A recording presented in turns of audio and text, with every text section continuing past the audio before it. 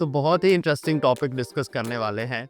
तो fictitious forces rotational motion में कहाँ से आती हैं, क्या होती हैं, इसको समझने के लिए आपको एक बार झूला झूमना पड़ेगा घूमने वाला, जिसको मैरी गो राउंड बोलते हैं। और आई होप आप में से बहुत सारे बच्चों ने इसको एक्सपीरियंस किया होगा। जब आप वो घोड़े पे बैठते हैं घूमने वाले झूले पर और अपने आसपास की चीज़ों को देखते हैं, तो आपको ऐसा नहीं लगता कि आप घूम रहे हैं, आपको ऐसा लगता है कि सारी दुनिया, सारी सराउंडिंग्स ही घूम रही हैं।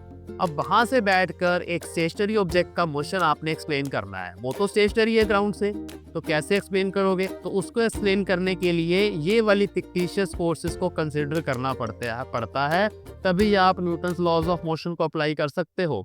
हमारी जो अर्थ है ना, ये भी एक बहुत बड़ा घूमने वाला झूला है। हालांकि यहाँ पर जो इफेक्ट्स हैं वो बहुत कम है, क्योंकि जो अर्थ की ओमेगा है, एंगुलर वेलोसिटी, वो बहुत ज़्यादा कम है, ऑर्डर ऑफ 10⁻⁻7 रेडियन पर सेकेंड। लेकिन फिर भी अगर हम बहुत लार्ज डिस्टेंसेस तक पार्टिकल्स के मोशन को स्टडी करना चाहते हैं, तो वहाँ पर फिक्टिशियस फोर्सेस के इफेक्ट्स को कंसिडर करना पड़ेगा, नहीं तो हमेशा वहाँ पर एरर आएगा। तो वो जो फिक्टिशियस फोर्सेस हैं 3 तरह की होती हैं।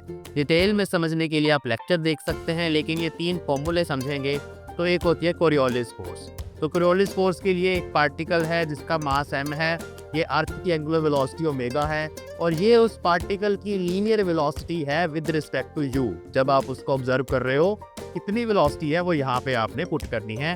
तो ये कोरियोलिस फोर्स है। इसके कारण पार्टिकल्स अगर फ्री फॉल के अंदर हैं चीज़ें, तो अपने पास से डेविएट कर जाती हैं। और भी एग्जांपल्स हैं।